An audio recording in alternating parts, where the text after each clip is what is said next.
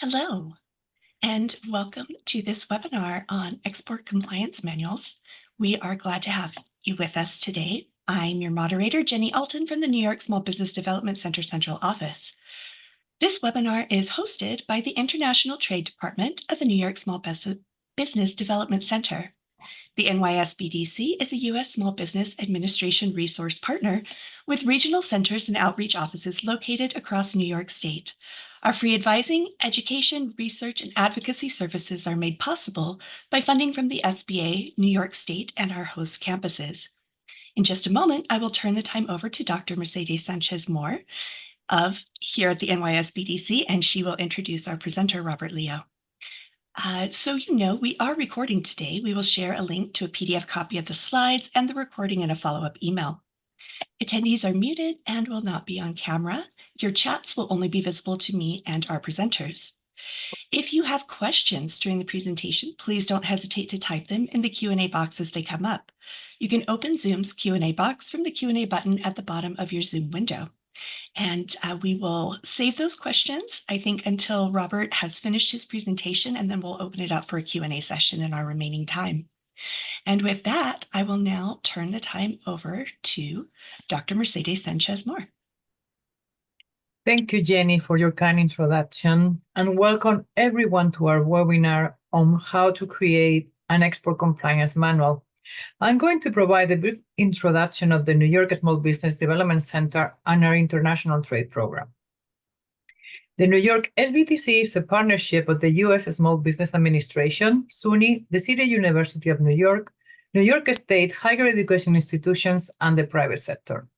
The SBDC provides one-to-one business advisement, training, and research in support of entrepreneurship and economic development for the state of New York.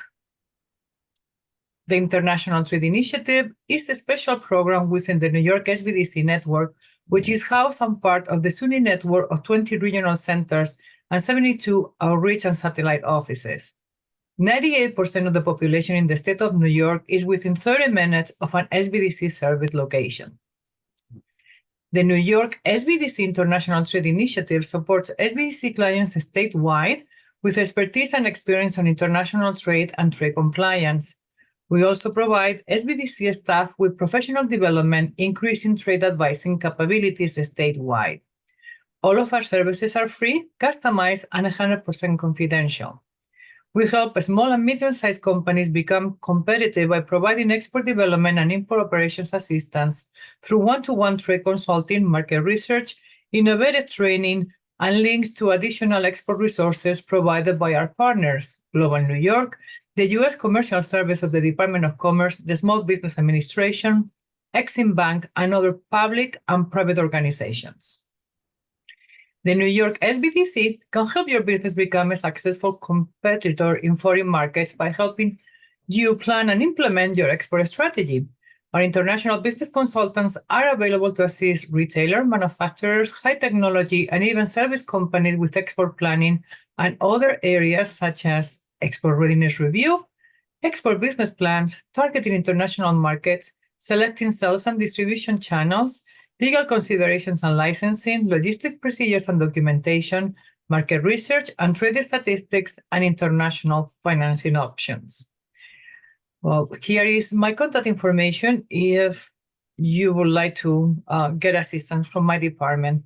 And now it's my pleasure to introduce our main speaker of today's webinar, Robert Leo. Robert is a partner of the New York office of Meeks, Sheppard, Leo, and Pillsbury LLP. The firm's practice focuses on U.S. and international law and regulations affecting export and imports. Bob is a clear advisor to the U.S. Department of Commerce and the U.S. Trade Representative on Customs and Trade Facilitation issues affecting U.S. exporters and has served in that capacity for over 2 decades. He was reappointed in 2022 by the U.S. Department of Commerce and the Office of the U.S. Trade Representative to the Industry Trade Advisory Committee on Customs and Trade Facilitation. Bob is also a selected member of the New York District Export Council, which helps promote U.S. exports in conjunction with the U.S. Department of Commerce. So please, Bob, go ahead with your presentation. Thank you, Mercedes, and good morning, everybody. I'm coming to you from a rainy New York City today, but hopefully those of you in the areas that need rain are getting it and not complaining too much. I know I'm not. So thanks for the opportunity today to talk to you all. This will be an in-depth presentation, but also very quick, so we have time for questions and answers. It's an export control manual is very important, and if we can go to the next slide, we'll get started on the reasons why. And why is a manual needed? So big issue is compliance. You want to avoid penalties. It's also a record of your company's policies and procedures. And we'll get into this a little bit more later, but BIS considered, so the Commerce Department, the Bureau of Industry and Security is the agency that controls or authorizes and has authority over exports from the United States, along with the Bureau of Census. And they want to see export compliance manuals if they do audits, and they do audits of exporters every once in a while. They think they know that compliance manual is an important part of a company's compliance, and they expect to see a compliance manual. The other reason is that if you hit the lottery in New York, which I have a very long history of not doing, and you leave the company, that the policies and procedures will still be followed because it doesn't all reside in one person.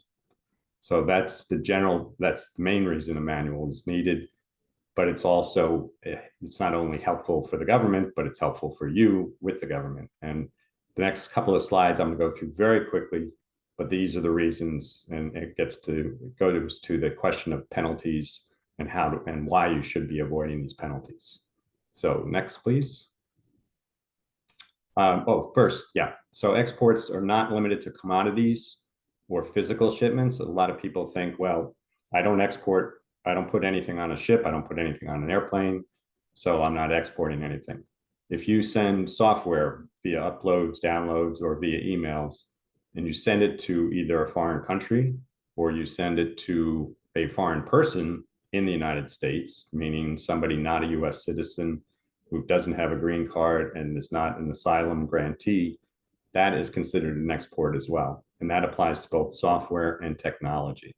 So if your company, many companies now are multinational or have customers or suppliers in different countries, and obviously all of the communication is usually done via email or the internet. Sharing information on a Zoom call like this one, if it's high tech enough, could be considered a technology export as well.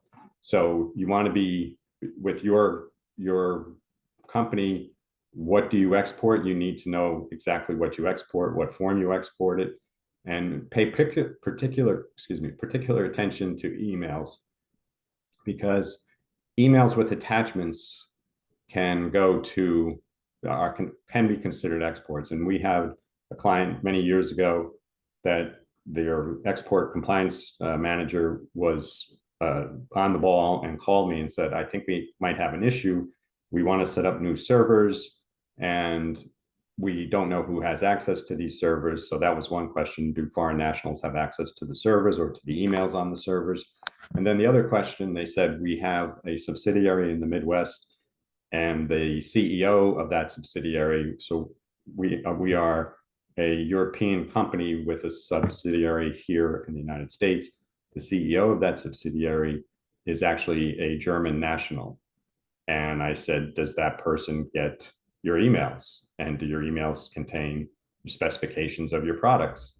And the person said, yes, that's why I'm calling you, because I think we may need a license to send, send these emails to this CEO, even though he's not really involved in the actual technology or building or anything else. And the person, the export manager, was smart enough to realize that that is an export to a foreign person. So they put in basically blocks or procedures that they know how to mark their emails, whether the CEO can see it without a license or if a license were needed. So again, emails are very important in this day and age. Next, please. So this is one of the reasons a lawyer is talking to you today, is because these are legal, these are laws by statute and by regulations. So these are the agencies involved in exports. Census, they're the ones that collect the data, but they're also most of the time the tail wagging the dog. U.S. Customs and Border Protection not only does imports, but also enforces export laws at the ports. Department of Commerce, Bureau of Industry and Security, I mentioned.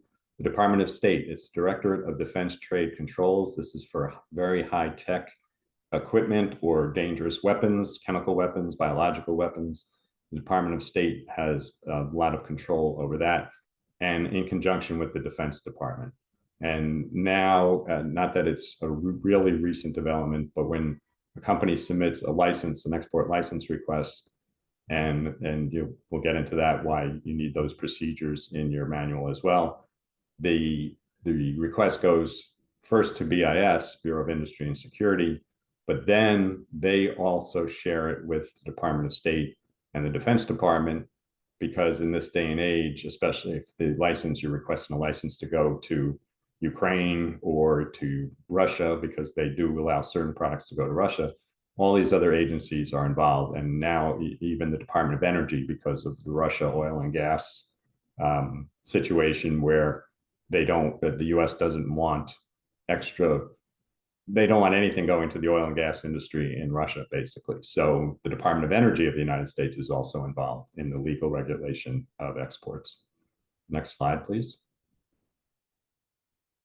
So this is all the law. I'm not going to run through this, but it's based on, these are the regulations based on the Bureau. So Census, BIS, Treasury, I didn't speak about yet, but the Office of Foreign Assets Control is the agency that puts sanctions, it enforces and implements the sanctions against bad actors, including now Russia, but also it's been around for a while. So drug dealers get on there, drug traffickers, people laundering money for whatever reason can be on this list.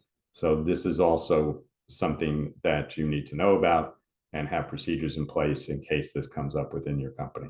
Next slide. This is more of the same. Department of State, ITAR, International Traffic and Arms Regulations. And these are the statute and regulation citations, because lawyers love citations and regulations. Doesn't go so well at holiday parties, but if you talk to other lawyers, they're all interested for the most part. Next slide, please. Penalties. This is a big one, and I usually start with the penalty slide when we're talking about exports or imports, but their penalties are severe, especially now on the export side.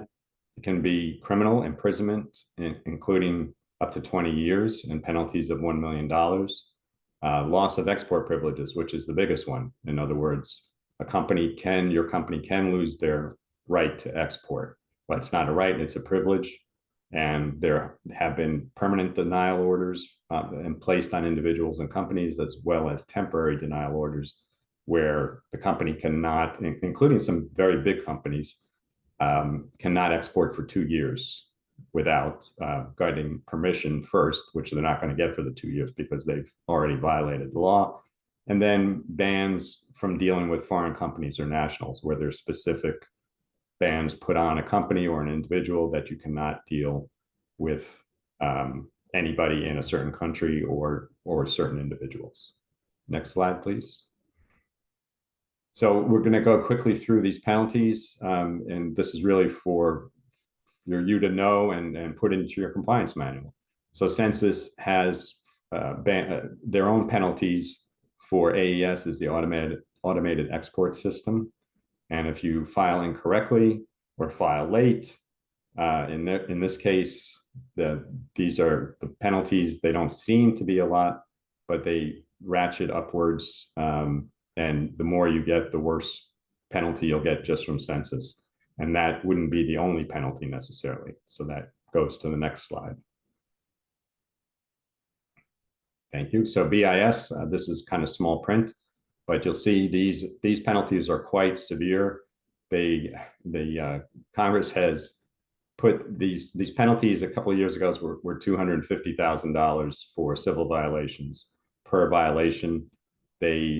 they've been adjusted for inflation for the last 6 or 7 years. So now you have these odd numbers that come up, but they're still significant, and it's per violation. So your company really needs to be aware of this. In other words, if you ship 20, if you have one shipment, but it's 20 different products, or it's the same product, but 20 of them, that's BIS does not consider that one violation on one shipment. They consider that 20 violations. And then you can mitigate it down, but it really builds up the penalty amount. And with BIS, you can make a disclosure. That's the subject for another webinar, but a disclosure helps you mitigate these penalties in each area, but they don't take away the penalty completely. You'll see I mentioned the criminal penalty up to 20 years imprisonment and up to $1 million in fines. Just quickly on that, people say, well, I haven't read of anybody going to jail for export violations. Well, that's because it's not big news, but there are people in jail right now for export violations, including a professor at a university who had an Iranian graduate student who he was supposed to get a license. The professor knew he was supposed to get a license to share information, his research information, with this Iranian graduate student. He said, don't worry about it. I know all the export rules. He's just a student. It's not a big deal. He ignored the university said, don't do this anymore. He ignored their advice. And it turned out it was technology that the Iranian student shouldn't have had. And the professor, because he ignored everything and refused to cooperate, ended up with a 5-year prison sentence. Also, then denial, a TDO is temporary denial order or permanent. And you can get that as, you can have the bad fortune of getting one of those. And that's a big issue more than penalties for large companies. Because large companies say, well, okay, we have $1 million penalty. Yes, that's a lot of money, but in the grand scheme of things, we could live with that. But if you can't export for 2 years, then that takes away your business. So next slide, please. OFAC penalty, that's the Office of Foreign Assets Controls under Treasury. This again is a weird odd number, $68,136. Criminal penalties also. And then the worst part is if you have a violation and OFAC puts you or your company on the SDN list, the Especially Designated Nationals list, then nobody else can deal with you without violating the law as well. And once they're on there, once a company or person is on there, there's a policy of denial, meaning that you cannot, if you try to get a license, you're not going to be granted a license by OFAC or by BIS, most likely. Next slide, please. State Department, ITAR violations. This is a much higher maximum penalty, is over $1 million per violation because of the high-tech and sensitive nature of what State Department controls. Debarred is is a denial order. Also, they can debar a person or an entity from dealing with exports or from getting any other information. So the penalties, next slide, please.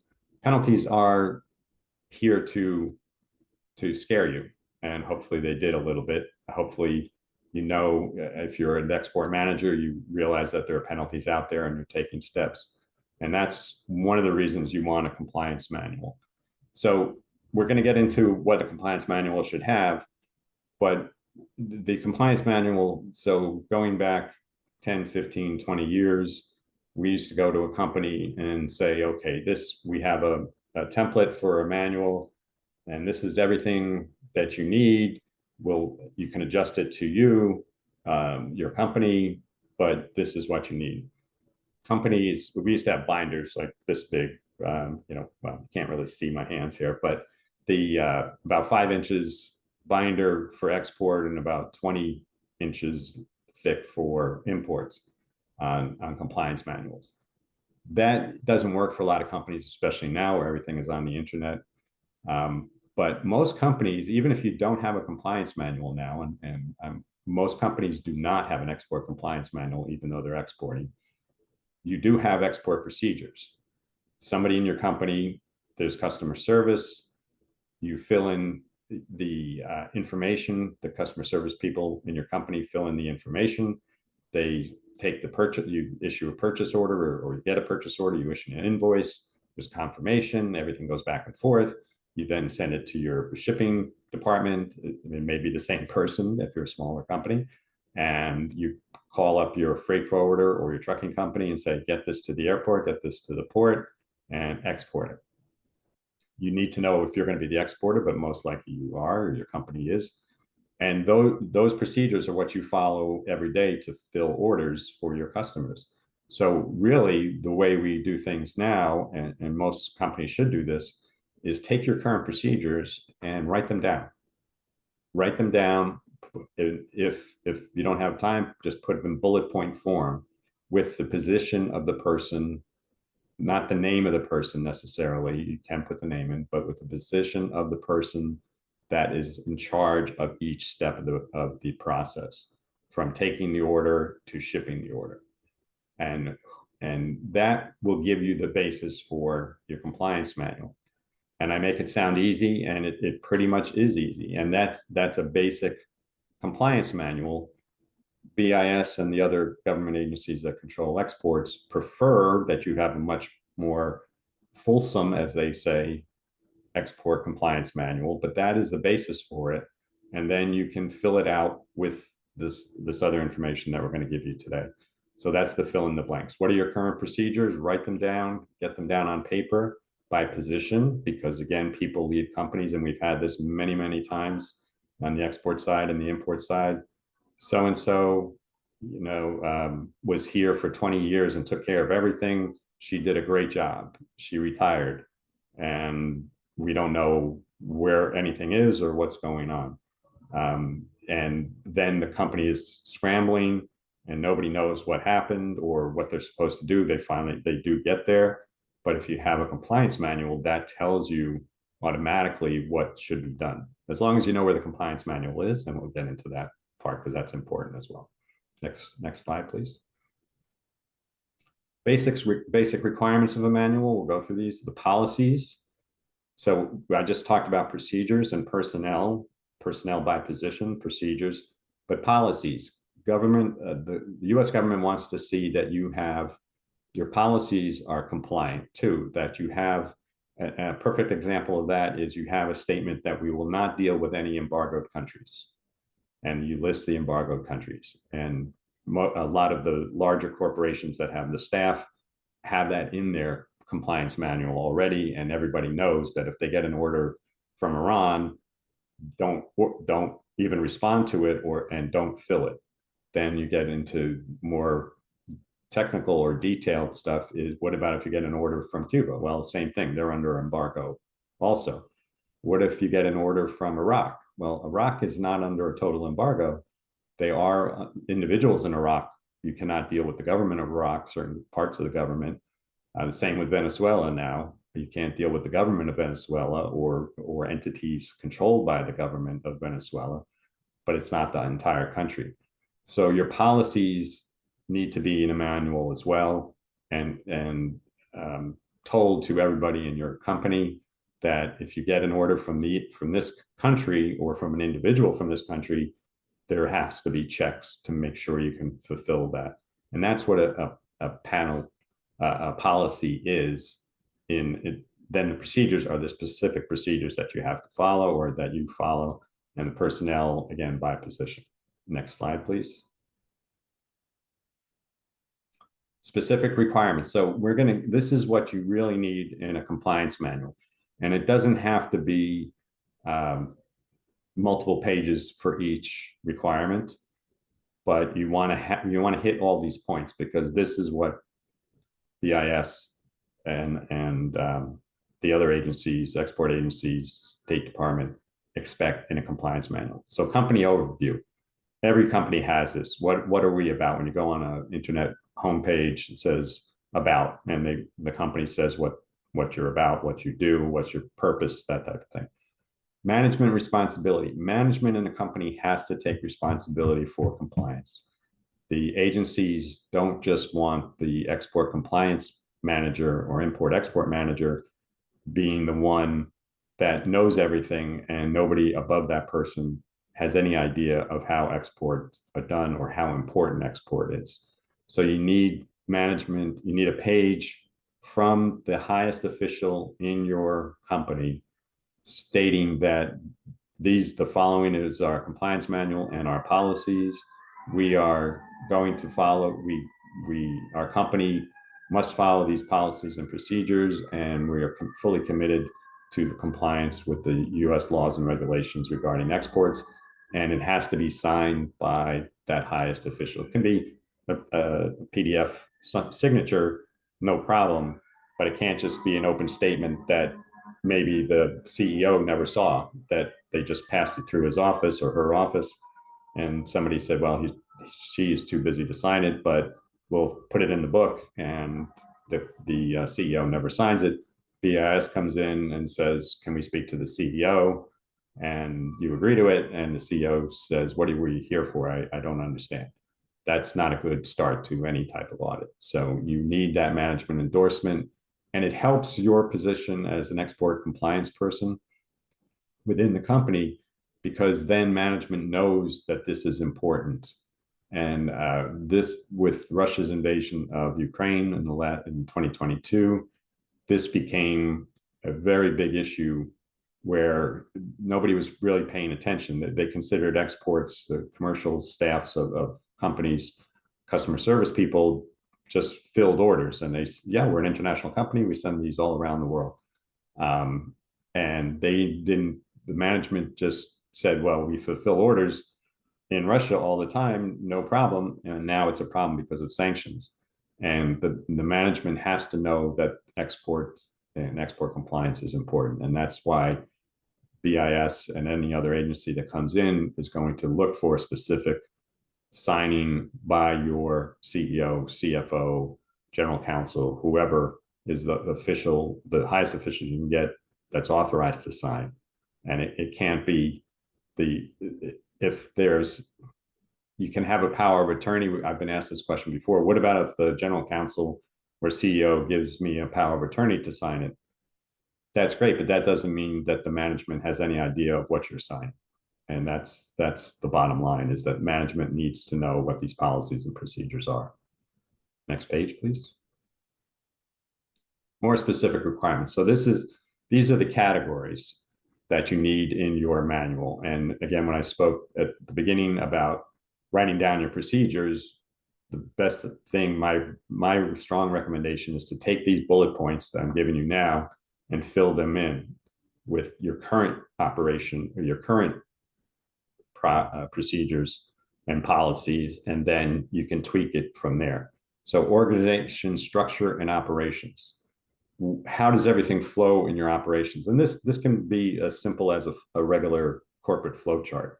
The CEO, everybody underneath, the different branches, and where the export compliance or logistics people, whoever handles your exports, fit into that organization. That goes to the second bullet, control structure, the functions and responsibilities of each entity.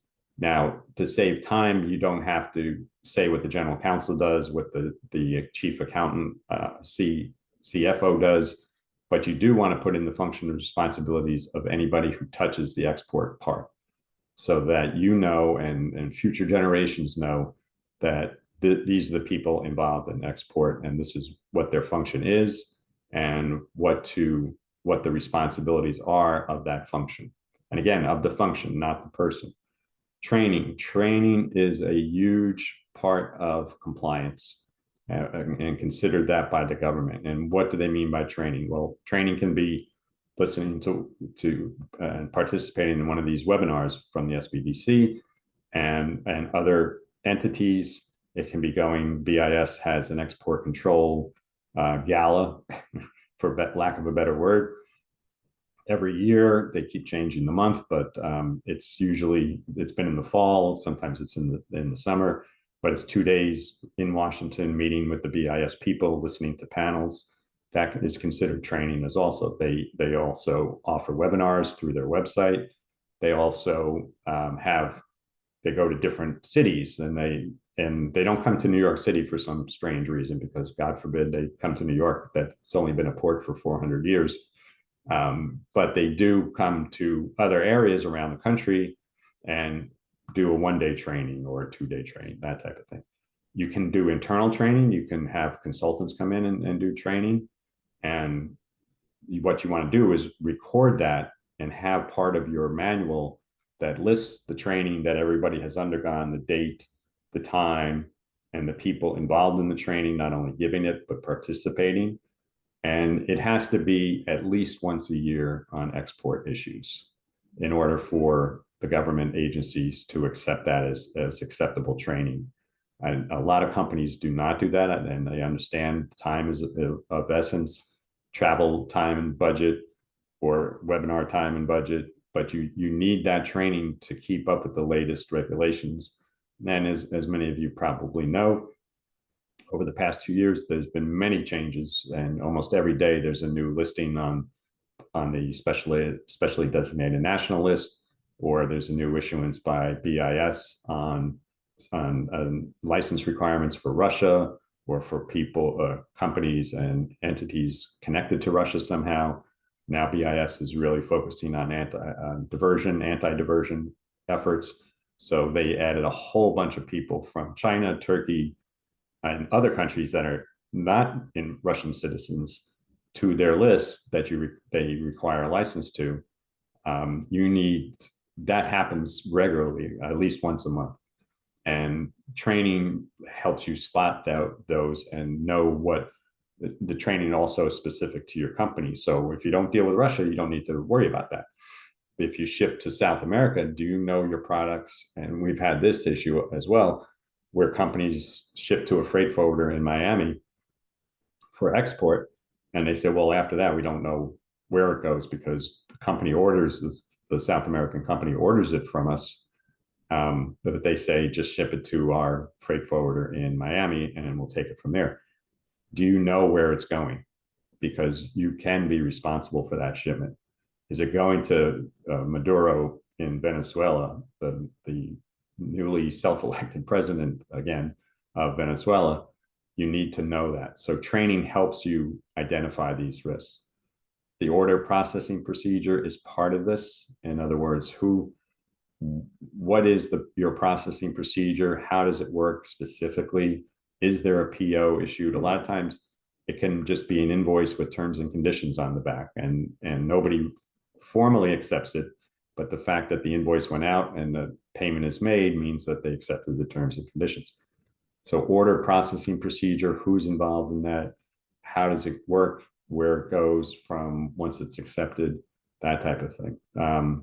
Internal audits and monitoring. Now, this is a tough one, especially for small companies, and even for larger companies. Many larger companies and multinationals do have an audit staff, but they're there for tax and accounting purposes. Sometimes if they're regulated by the FDA or other government agencies, for those purposes that they come in and audit, their own internal staff comes in. Other companies will bring in auditors from outside accounting firms, outside tax firms, that type of thing. That's very rarely done. In our experience, a lot of companies do not hire outside consultants or have it. One, they don't have the internal capacity for auditors that know export law and regulations, and they would have to be taught on the export law and regulations.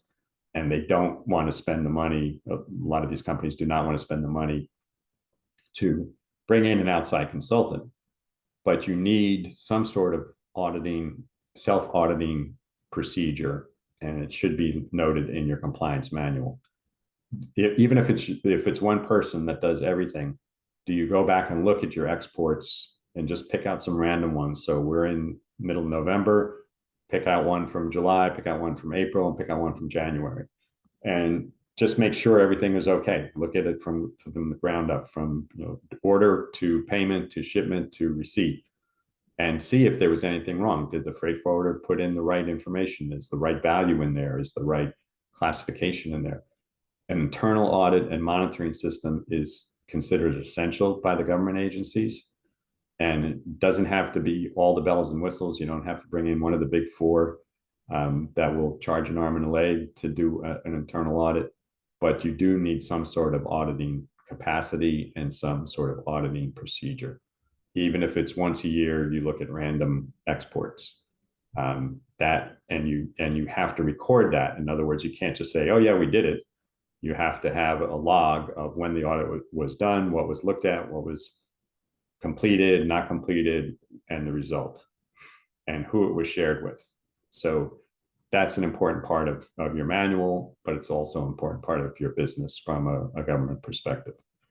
And I don't want to be too scary. The government does understand that small companies do not have the resources of the large companies.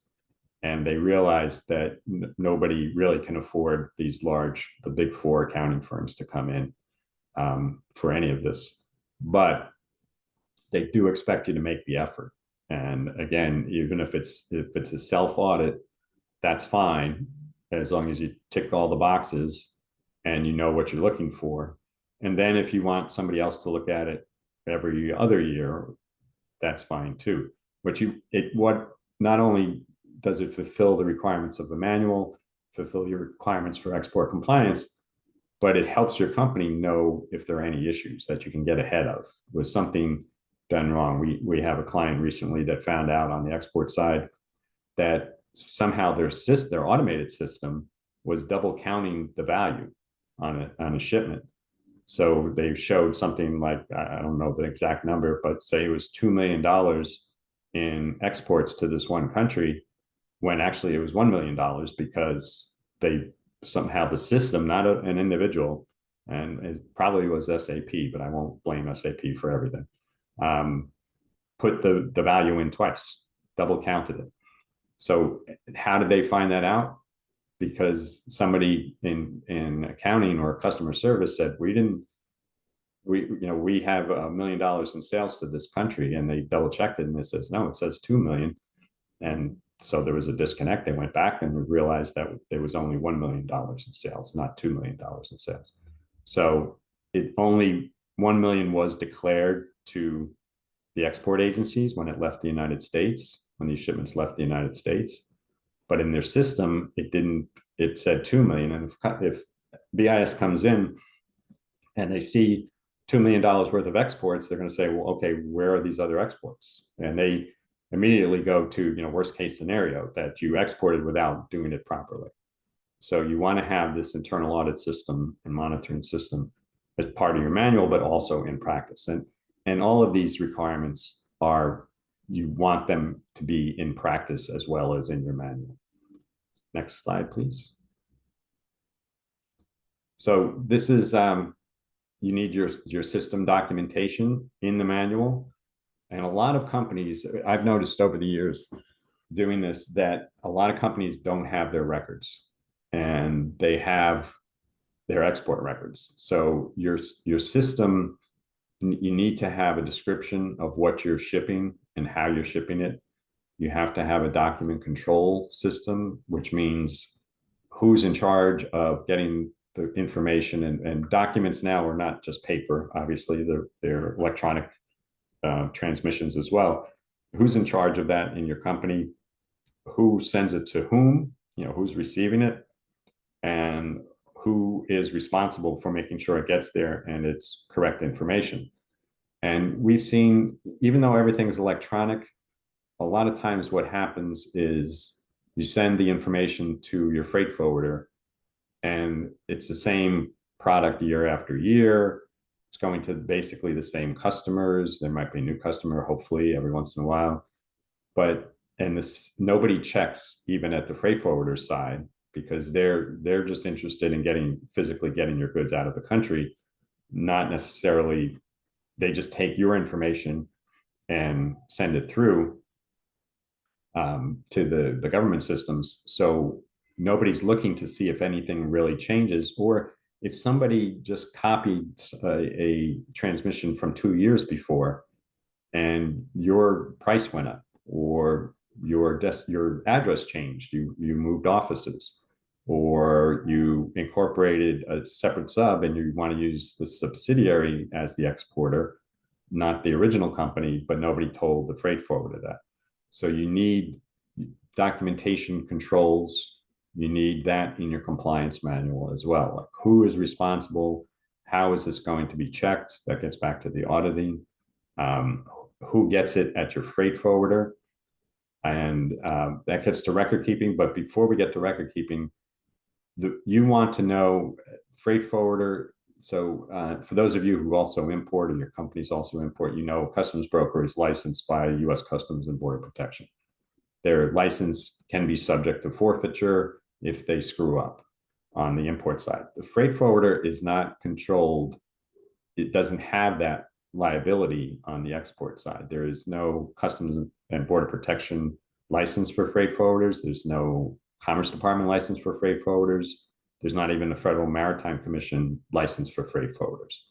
So you need to know who your freight forwarder is. And freight forwarder is the term of art, but that is the logistics company. It can be your broker that does both imports and exports, but you need to know who that freight forwarder is and what their procedures are, who their personnel is. Personnel is plural, singular. Who their personnel is, who's handling your records, who's handling your shipments. Is it somebody with some knowledge? Is it a high school graduate that just started with the company? May be very smart, but are they brand new? What happens if there's a mistake made in your freight forwarder? Who's responsible? And if you look at terms and conditions that the freight forwarders have on their agreements with you, they're very one-sided to the freight forwarder. The liability is limited usually to $50 per package, and that they have no liability for anything other than intentional criminal acts or something like that. And a lot of times that doesn't even appear. So you need to know, your manual should say who your freight forwarder is, who the contact person is. That's part of your document control. You need to know, you should audit, and audit being too strong a word maybe, but visit your freight forwarder if you can, if it's not in a position for travel time, or have a call with them, a Zoom or Teams call, and just interview them, saying, okay, who does our product? Who takes care of our shipments? What procedures do you guys have in place?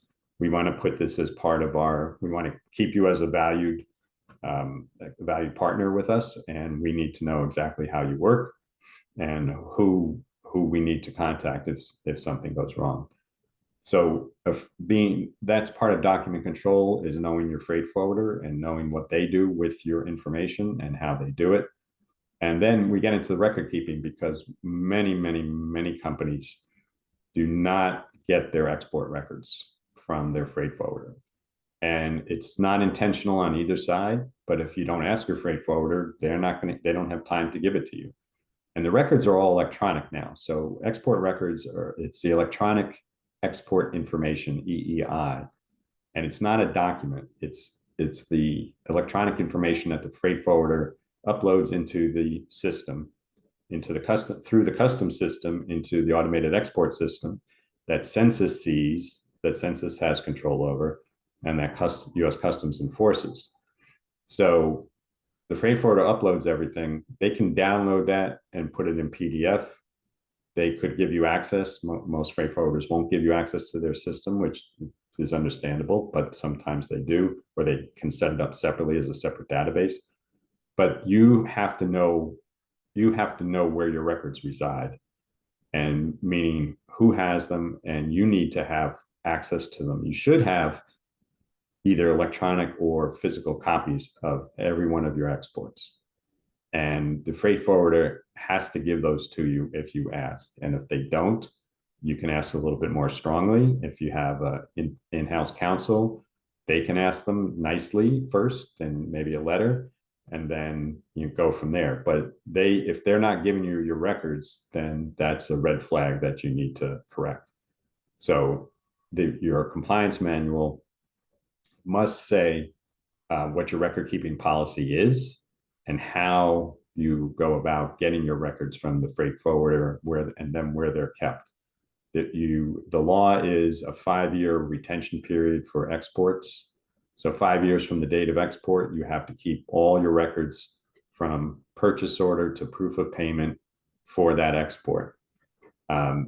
Just as an aside, OFAC, the Department of Treasury, just increased their record-keeping a record-keeping period to 10 years, starting in, I think it goes back to April of 2021. So any exports subject to OFAC law or OFAC regulations after April 2021 must be kept for 10 years to 2031. But right now, BIS, Commerce and Customs, and Census have a 5-year retention period. And again, I can't stress enough the importance of this is where are your records, who's responsible for them, and where you can get them. And so many times, and I just did this last week actually, where I asked somebody, send me your export records, I need to take a look at them for this issue. And they said, well, we don't have them. I said, well, get them from your freight forwarder. And they said, how do we do that? I had to walk them step by step through the process. And then their freight forwarder said, well, we can't get them to you right away. So I had to step in with a nice email and just say, they really need these as soon as possible. Well, please download them and get them to us in the next few days, because it is electronic. I know everybody is short-staffed these days, but it is a requirement and it should be part of your manual as well. Next slide. All right, take a sip here. Excuse me. So list your export classifications. This goes back to the first slide. What are you exporting?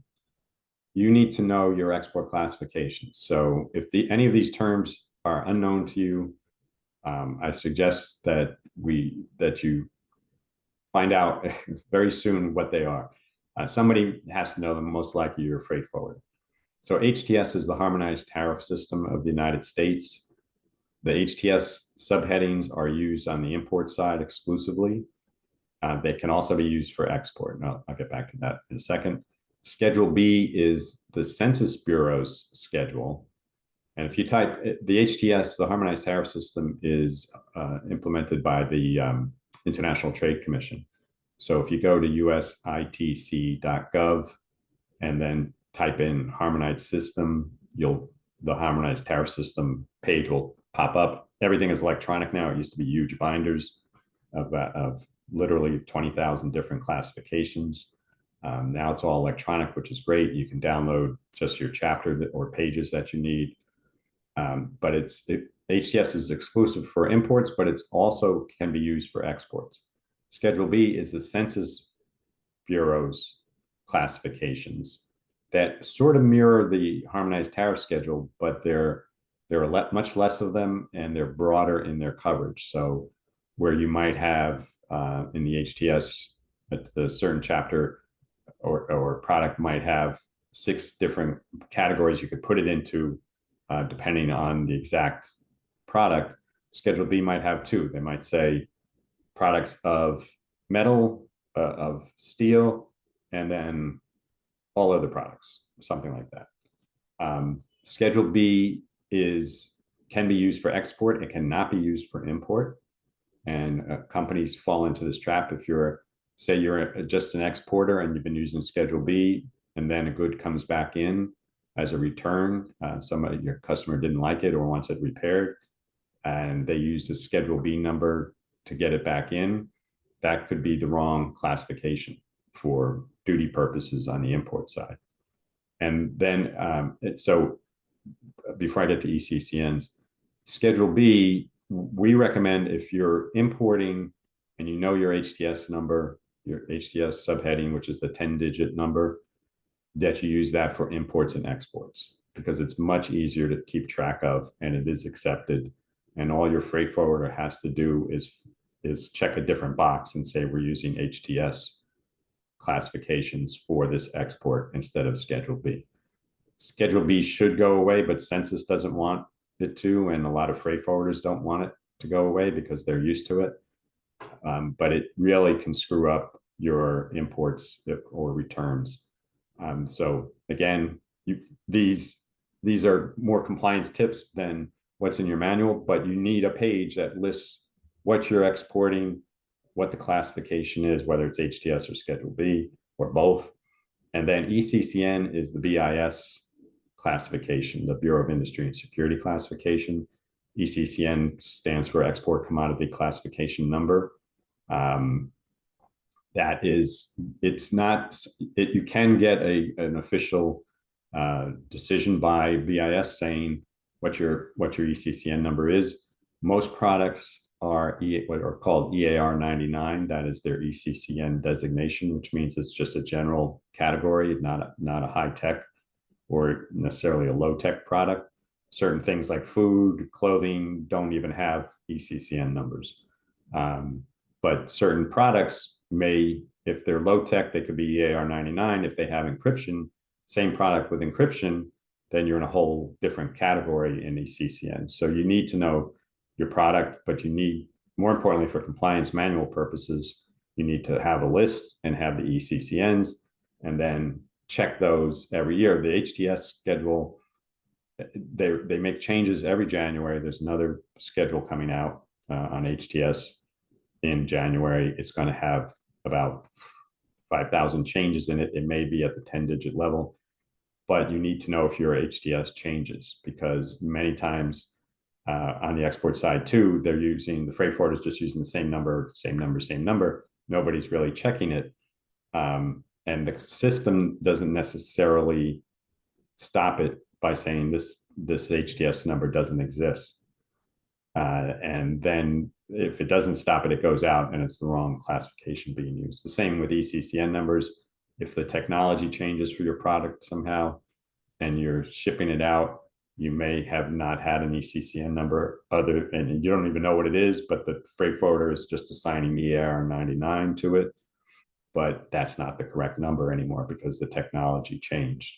You came up with a new and different system. And we did have a client that was making electric meters, measuring meters that measured electricity here in the United States. And they were EAR 99, no problem, because all they were for companies, but you could have used it at home if you wanted to. Well, they came up with a new and different model, and that model had encryption. All of a sudden, they went from an EAR 99 to a higher designation that could require licenses to different countries. So you need to have that listed and have that updated. You need to describe your transmission method, right? So we talked about this at the beginning. Is it a physical shipment? How do you ship which products? And some products are shipped physically all the time. But what about when you're developing the product, or you're engaging, your customer service people are engaging in trying to get a sale? And they say, well, we're going to send you a link to our website that has the product information. Okay, that's okay. But where is that customer, the potential customer, asking from? Which country is that request coming from? So you describe your transmission method in your compliance manual, and under each of these bullets, physical shipments, uploads or downloads via email, should state at the time what is going by each of these methods. And even if it's, you say, if you're just doing physical shipments, as an example here, doing physical shipments, you don't have uploads or downloads, you don't send anything out via email, you shouldn't just list physical shipments. You should say uploads or downloads, not at this time. Via email, not at this time, because things change. And then once a year on this, go in and make sure that your transmission method description is still accurate, and that you still are using, and maybe in the meantime, somebody has decided they're going to upload or download the technology. Or another common one now is, they've already exported the product, but they send the license key or an updated license key for it electronically. Well, that updated license key sent from the United States via an upload or a download or via email is an export. And does it require a license? What's its classification? That type of thing. So you need, you need to have your transmission method documented and know which product or products are are under each transmission method. And then if you need a license, so Customs, US Customs doesn't issue licenses, the Census Bureau doesn't issue licenses, but BIS, which is Commerce, OFAC, which is Treasury, and State Department, Directorate of Defense Trade Controls, issue licenses. If you need a license, then one, you should list your licenses that are in effect with the product that they're, and this should be in the compliance manual, have it like an appendix, what the license is, what it's for, the number, the date it was granted, and the expiration date. A lot of licenses, other than to Russia, are granted for 4 years. China now, it used to be 4 years. Now the BIS is bringing that down to like maybe 2 years or so. But, and then you want to attach copies of the licenses. So when you apply for a license, it's electronic. BIS will issue the license electronically. It's in a PDF format. You can keep it electronically, but you want to at least attach either the link to it in your system or the physical copy in your compliance manual as well. So you need to have, this is an A to Z compliance manual. So the Z being, if you need a license, you know what the licenses are, where they are, what they're for, how long they are required. All that should be in the compliance manual. Next slide, please. So these other specific requirements are for very good compliance, but also for your general knowledge. You should have these links in your compliance manual because it shows that you know what you're doing. And just quickly, red flags are, and this link is to BIS, as you see. The red flag indicators are if what BIS says, you should know there's something wrong if one of these issues happens. And for example, a customer comes out of nowhere and wants to pay all in cash. That is a red flag.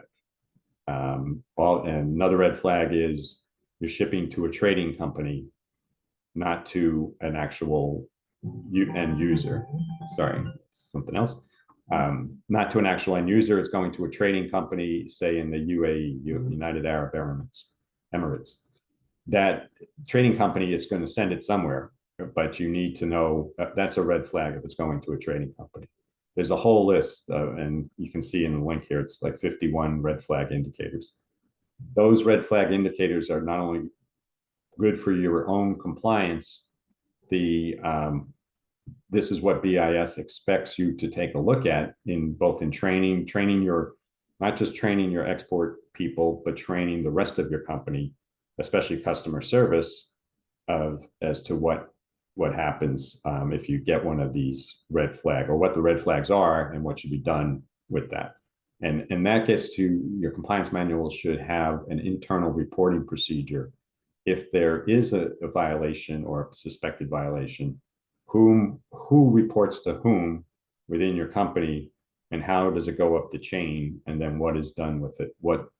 Who is responsible for taking care of it? So say you're in a small company and it's a family-owned company, you're the logistics person, you see something that's wrong, you talk to one of the family members, that's great.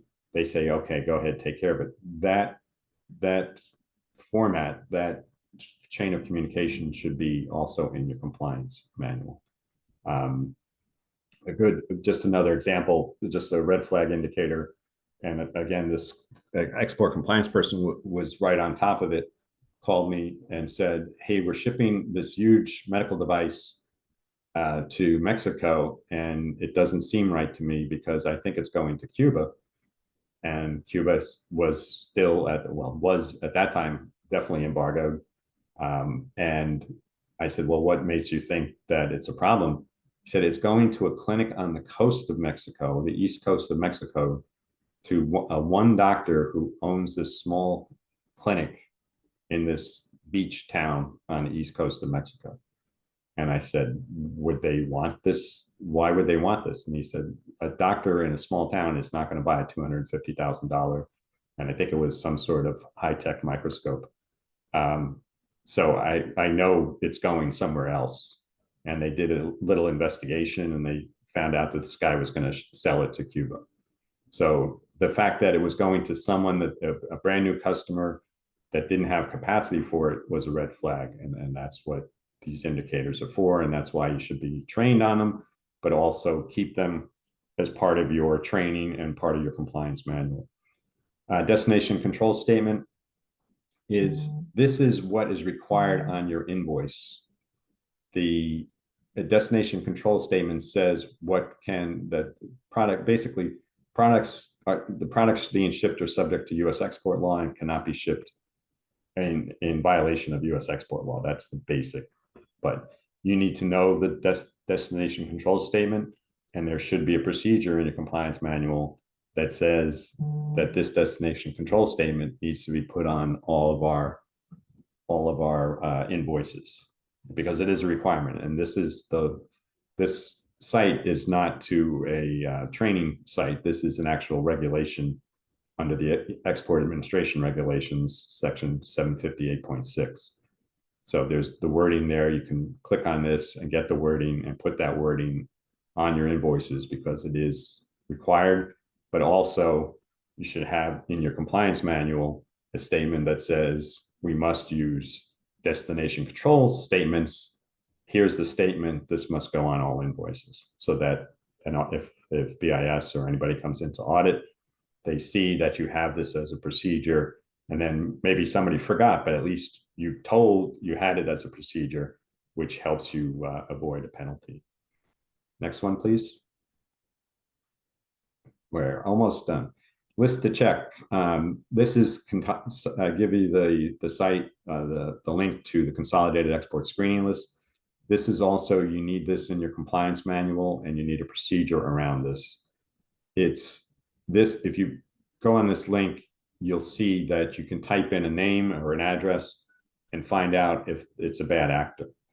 And we recommend you do the name separately and then do the address separately, because sometimes there are two reasons for the address separately. Excuse me. Sometimes the name doesn't pop up, but the address pops up and it's an exact match. And that just means there's a person working out of this building or this place that is on the bad actors list. And even if it's not the person who ordered your product, you shouldn't be shipping to them. It's a red flag without checking it more. The other reason is that BIS, the Bureau of Industry and Security of Commerce, just put addresses on this list. They put 9 or 10 different addresses in China on this list, not with any entity or person listed. No company listed, no person listed, just an address, which was the first time they've ever done this since BIS existed before. And what they realized, they put the address there as a suspect for diversion to other Chinese military users and possibly to Russia. And one of our clients had the exact hit on the address, but not on the person or the company that was given to them. And then just coincidentally, about 3 weeks later, they got a notice from their supplier that was at that their customer that was at that address, saying, here's our new address in a totally different city.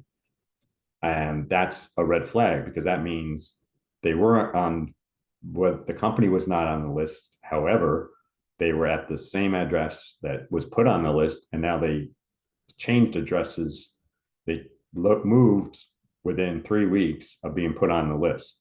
So that's a red flag. But you need this consolidated export screening list as part of your checks for your exports. And that should be for every export. Every export you do should be checked at least once. And if it's a recurring customer, that's fine. It's somebody you know, that's fine. But at least you check them once and record that. And then your compliance manual should have a record of your checks as well. A record. We went in on November 22nd and checked the following customers and who checked it, the date, and the result. That's what the government wants to see. I know this is getting into the details, and it's a pain. And do you have time to do this? Probably not.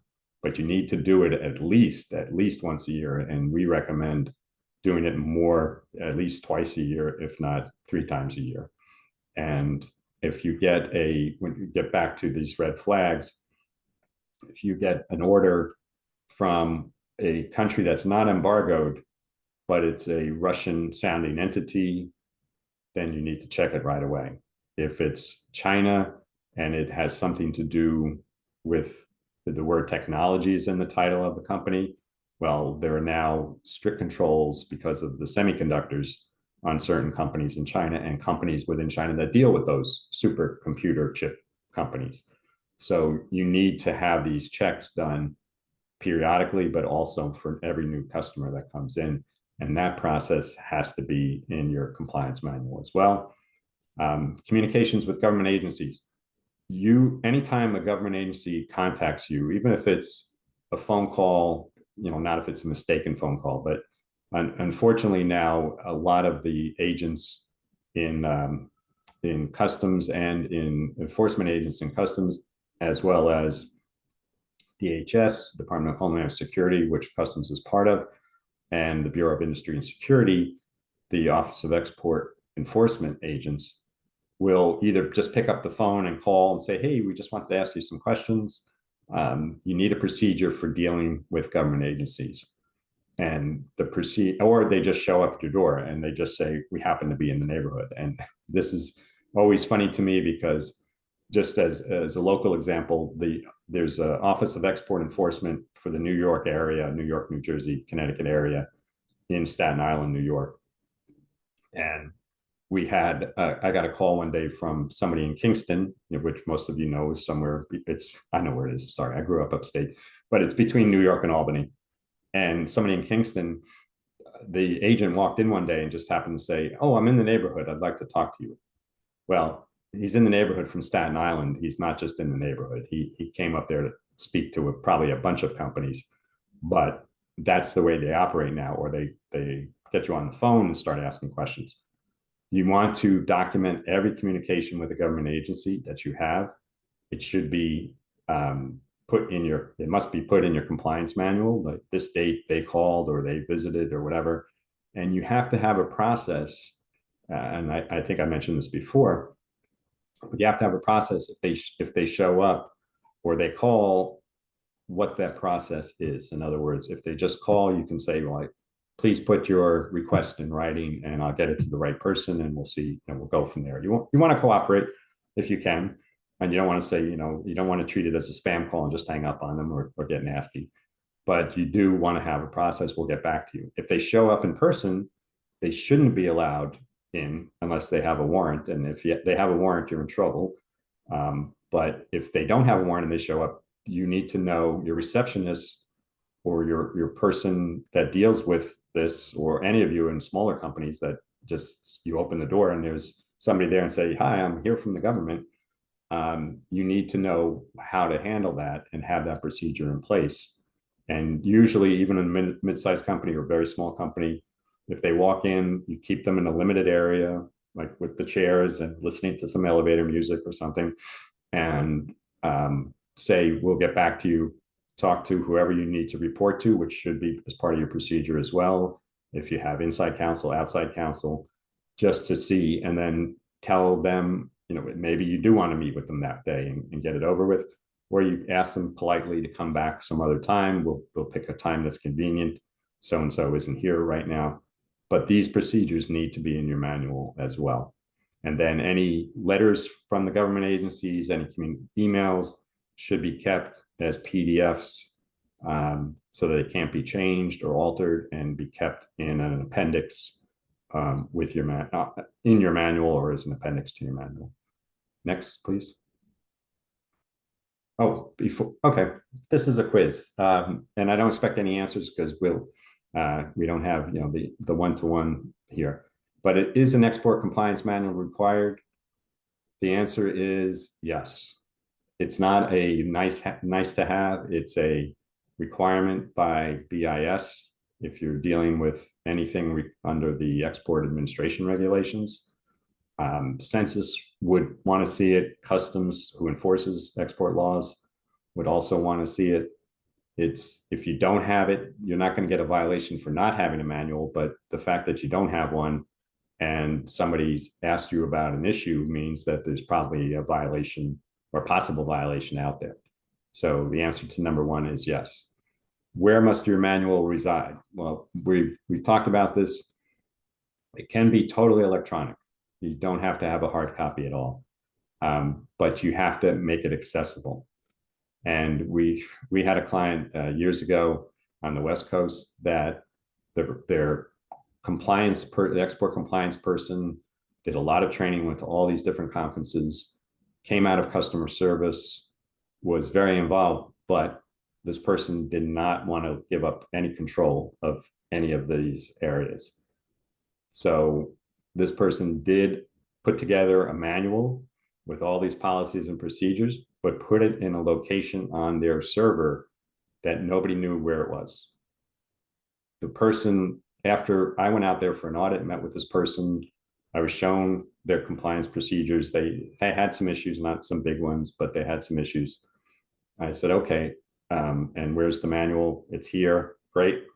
And then about 3 years later, I got a call and they said, our compliance person left the company and we can't find the manual. The person said there was a manual, but we have no idea where it is. I said, well, last I heard, when I knew, when I looked back at my notes from 3 years before, it was in this section of your system. It was all electronic in this section of the system. And they didn't even have access because there was a password protection to get into that part of their system. So it's not only that it can be electronic, but it has to be accessible and people have to know where it is. You can't put the access, you should put the access part or how to access it in your manual, but the manual has to be accessed. So you need to tell other people as part of your communication with the rest of your company where the manual is and how to access it. And if it's password, that's great. But you don't want people changing it on you. But if it's password protected, but what is the password? Who can access it? That all should be in the manual as well. Who should control the manual? Well, that gets back to the export compliance person designated in your company. That's the person who controls it, but somebody else should be checking it. Somebody next level up should just be checking to make sure that it's being updated. The company is the one in control of it, but individuals run it, obviously. But you want to make sure that there's more than one person, because again, if the person controlling it leaves, somebody else needs to know where it is and what it has, but you also need to double check in case there's somebody that is changing the manual without your permission. And number 4 actually is where number 2, can it be kept electronically? The answer is definitely yes. You need to, again, the access needs to be there. It can be protected, but it needs to be known. And I believe, have we reached the end? I think so. Oh, yeah, except for questions. Yes. All right. So I want to do a couple of reminders here as we go into Q&A. You are welcome to drop questions in the Q&A box that you can open from the Q&A button at the bottom of your Zoom window. We also are monitoring the chat. And so just as a note, we have been recording today so that you can have a recording to reference and come back to all of this great information with Robert. Robert, I know that you had the links here in the in the slides, so you're good with sharing those Sure. the slides. Okay, perfect. I just wanted to make sure so people could click on those and get that information if needed. Okay, great. If they don't work, don't blame me. I'm not a techie, but I checked them. They worked yesterday. No problem. Okay, yes, so we'll distribute that and the recording. And then also earlier in the session, I dropped a link. So if you are listening today and thinking, wow, that's a lot, I need help with, figuring out what my next steps for my particular business are, we love working with international clients here at the NYSBDC. There's a link to find your local center there. And then our local centers work with Dr. Sanchez Moore. So you have her expertise when you work with your local center. All right. So we will go into questions now, and please do get those into the chat and Q&A box so we can get them answered for you. Our first question is, we have somebody who has a C Corp in New York, but they are new to the export business. Briefly, which organizations do you recommend that they join, and like which websites, resources, etc., to read, to learn, first steps? I think that's a good question, and I'm glad you asked it since you're just beginning. I think the SBDC can help you with that very, very much, and it's free. I'm not so free. The Department of Commerce, the U.S. Department of Commerce has offices wherever you're located. Well, not in every city, but near where you're located, that can help you with that. I'll just give you the Department of Commerce is the BIS one, because Department of Commerce is a lot of different agencies. It's www.bis.gov, or I'm sorry, bis.doc.gov. And if you click on their website and do some searches, that will help you as well.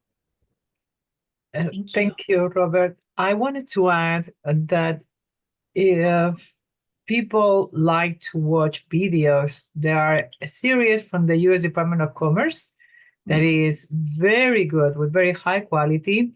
And the website is trade.gov/how-to-export. And if anyone would like further information, you have my email there as well in the slides, and also I share it in the chat. And you can just contact me. We are going to have an overview of the export process in January. So people could be for the lookout for that email on that webinar. But the best place to start, again, there are several different websites with this process. There is also exportu.com from the University of Georgia that has also a series of videos, but the newest is the one from the U.S. Department of Commerce, and they're very entertaining, very well done. So I will check that first, the trade.gov/how-to-export. Right. Thank you. And Mercedes, if you want to drop your email into the chat, that would be fantastic, so people can just copy and paste that. That would be lovely. What were you going to say, Robert? No, I was just saying, yeah, that's a great idea. Okay, wonderful. And we can, Mercedes, if you will send me some of these resources that you have been talking about, we can put those in the follow-up email. So people can have those clickable links to go check out these things that you've been talking about. Yes, I think that our website, I am not sure if it's ready, but we are trying to have those resources in the new website, with the new New York SBDC website as well. So I will check with the research department and find out, and also with our communications department, because we should address, we should be able to send people to our website and get all those links from there. Wonderful. Okay, so Robert, in your experience of working in this world, and Mercedes, where do you find in this process that you've been going over today that small business owners run into the most trouble? Like, what are the really hot spots for people to watch out for as they work with a compliance manual? Well, putting the compliance manual together is not a problem. Again, you can make it as simple as you can for your company with these elements. But the biggest hotspot, I think, if you're new to exporting, or you're just starting with a new export within your company, is they don't check all the boxes before they export. That's the biggest issue. In other words, classification, the information that is needed by the freight forwarder, Does it require a license? Well, let's work it backwards really quickly. Know your end customer. Know your customer. Yes. KYC is now a new term, yeah, but it's been there for hundreds of years. Know your customer, where they are, who they are, and then work backwards from there. Do you need a license? What's the classification? Which agency are you under? Can you export it? Certain things you're not supposed to export from the United States. So to me, that's the biggest first issue that they need to address. I agree 100% with Robert, and I have seen big companies make mistakes just because of that, for not checking. Sometimes I always double check myself, like to do due diligence whenever I'm gonna do something new, and try to either find the information on the web or ask somebody that might have a better idea than myself. I'm constantly doing web searches. I know I don't know everything, so it's like, and then this exporting is so knowledge intensive. It has so many issues included. So I think getting used to doing these searches and getting used to talking with people, attending webinars, and getting yourself informed and educated, that's the best way to proceed. And taking the time, like Robert said, always investigate who is your buyer, especially like I love the example that he gave about that product going to Mexico, and then this person thinking this is something weird. There is something weird here because the buyer, doesn't really match with the product and the price that, so things like that, people, if things don't, you think there is something odd, it's best to check with somebody than just to do it, and then find that you had trouble afterwards. Right. And so, we've talked about those because we know we have at least some people just starting out today on the call with us. Are there any things to especially take note of for existing businesses around their export compliance manual issues, all of that? Are there any different issues that you would recommend that existing businesses especially pay attention to? No, I think we basically covered all that. I mean, Okay. the specific issues now are in the paper. So when you read about Russia sanctions, you read about China restrictions on exports to China. Venezuela just came up again because of the Maduro refusing to recognize the election. So those are hotspots, and they're on the news, online all the time now. So I think if you know your customer and you know the country, but you see something that you didn't see before, then if you're paying attention to the news, then you should be paying more attention to that export. Thank you. Did you want to add anything on that, Mercedes? No, I think that Robert explained it perfectly well and very, very accurately. Yes. Thank you. Just a quick example on that, though. We had a client that wanted to ship to, they wanted to get something to Syria, or they wanted to get something to Lebanon, but they wanted to ship it through Syria. This was 3 months ago. And there's 2 parts of Syria that, doing the research, as Mercedes said, there's 2 parts of Syria in the north that you can ship to from the US. The rest of Syria you can't, because it's controlled by people that are not good. And we said, you can't, there's no way to ship it unless you go through Jordan. And they said, well, we don't want to go through Jordan. I'm like, well, you have to bring it in by ocean then, because there's no way to get it. You can't ship it through Syria, period. And that was something where they thought, their commercial people thought, well, we can just ship it through Syria, no problem. But it required research. And then because of the Hezbollah conflict now, Lebanon is off the table as well. So that's where you have to pay attention to these things.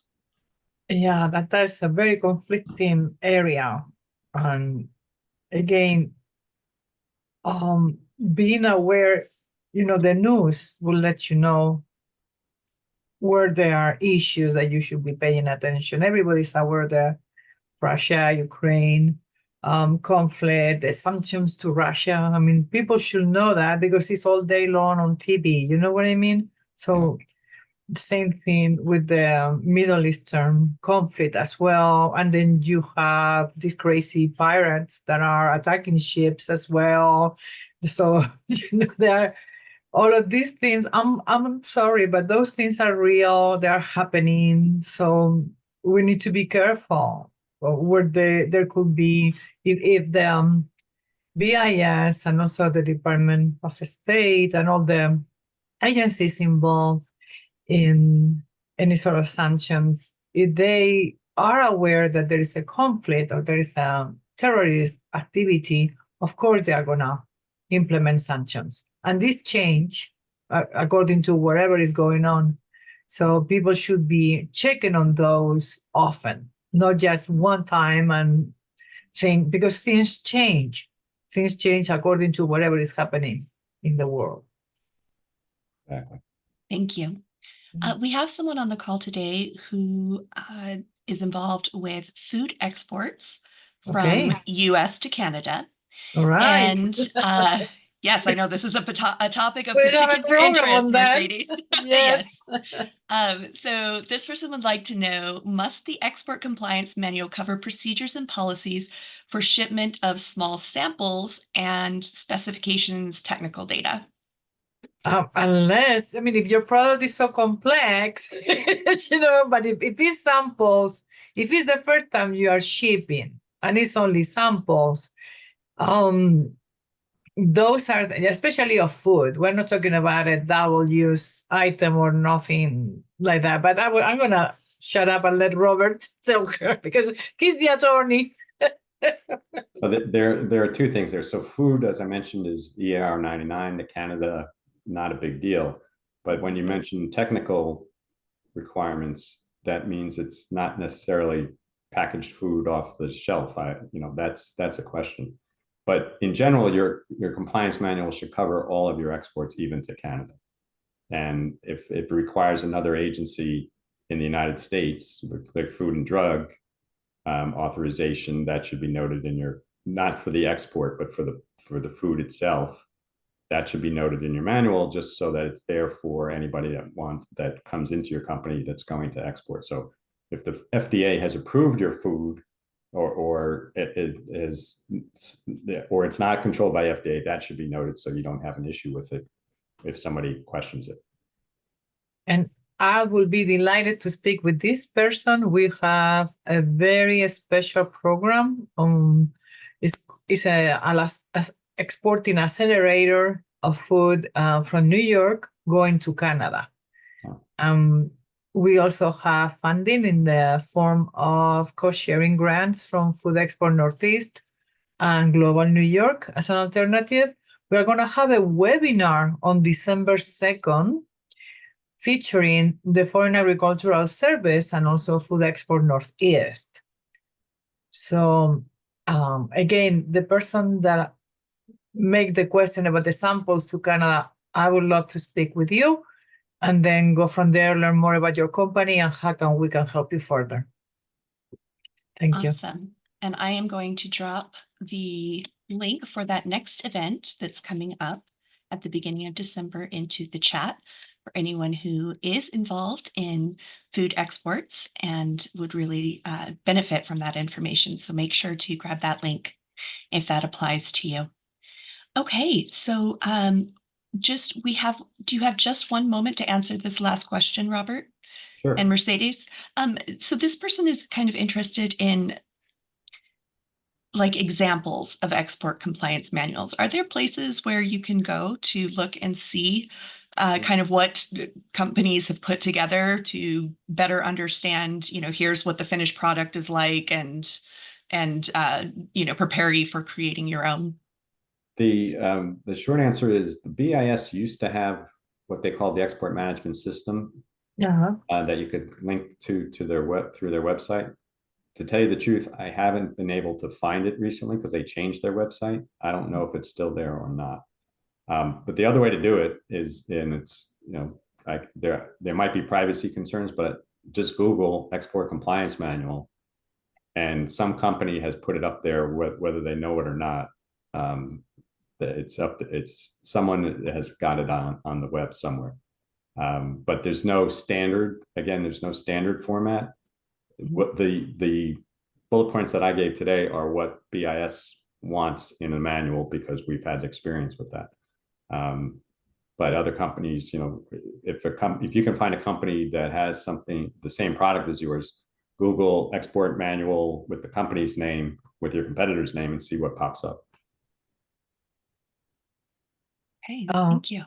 I wanted to add that I do have a manual from 2003 or something like that that I have kept in my office with all the documentation and books and lots of different things that I have kept along the many, many years that I've been working in international trade.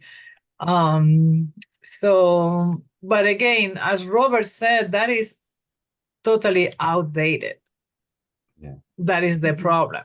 That's why I don't like to hand out things that are not, there are so many things that have changed, and I will consult with BIS before I use any other older materials. That is the problem. That is the problem. It changes, guys. The laws change as things happen. Life happens, and lots of different things. So that is why it's difficult to have something generic that is going to apply forever, that is, and for everybody. It's very difficult. Right. All right. Well, we will wrap up for today. Thank you so much, Robert, for this incredibly informative presentation that you've done today. So much good information and guidance, and the practical knowledge as well, and here are things to watch out for. This has really been fantastic for our attendees today. And of course, always, Dr. Sanchez-Moore, you are so much appreciated at the NYSBDC, and we are grateful to have your expertise available to our clients. And remember, we are here to help. We are no cost, high quality business advising services, and because we are a government funded program, so we are your tax dollars at work, and we'd love to have you come and be able to help you. And Jenny, you're fantastic. We love you. You do an amazing work every time, so I truly appreciate all the work that you do for my department and the ability to have these webinars. Thank you. Thank you. So as I shut down the webinar, you will see an evaluation pop up. We'd love to get your feedback and know how you thought things went today and what else we can help you with here at the NYSBDC. All right, so I'm going to shut things down. Any final words from Robert or Mercedes before we do? No, thank you for the opportunity, and good luck to everybody exporting, and have a great holiday season. Fantastic. Great. Thank you, Robert. You're welcome. Thank you, Jenny. And I just responded to some other requests that were in the chat, but I think that they were internal. All right. Have a great rest of your day, everyone. Bye-bye. Adios. And to the next one, Robert will come back. We will invite Robert again. Okay. I'm on a 10-year contract, right? Yes. You are so appreciated. Thank you. Bye. Bye-bye. Thank you. Have a wonderful day.